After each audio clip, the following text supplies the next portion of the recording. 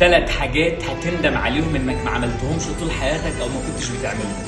اول حاجه، هتندم على كل يوم مر عليك من غير ما كنت بتصلي، على كل يوم كنت بتعمل حاجه وما كنتش متوكل على ربنا سبحانه وتعالى، على كل دقيقه ما كنتش بتاخد قوه ربنا معاك في اي حاجه بتعملها، على كل ركعه فوتها وما انتش قادر انك تعيدها دلوقتي.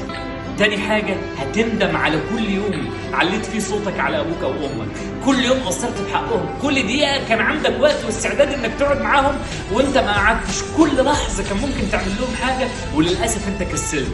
تالت حاجة، هتندم على كل وقت عدى عليك ما كنتش بتبذل فيه مجهود، على كل فرصة جت قدامك وما حاربتش عشانها، على كل حاجة كان ممكن تدي أضعاف المجهود اللي أنت بتعملها وللأسف أنت ما عملتهاش. عشان كده كل دقيقة هتمر عليك دلوقتي اوعى تضيع فرض، اوعى تضيع صلاة، اوعى تضيع فرصة تبقى فيها قريب من ربنا. كل لحظة تعدي عليك اوعى تضيع فرصة انك تعمل لأهلك حاجة، تبقى جنبهم تطبطب عليهم. كل وقت وكل فرصة قدامك اوعى تضيع انك تبذل كل المجهود اللي تقدر عليه عشان تبقى عملت اللي عليك وتبقى من جواك راضي ان ربنا بيعمل لك كل حاجة اضعاف المجهود ان شاء الله اللي انت بتبذله. 3 حاجات انت لازم تعملهم الفترة دي.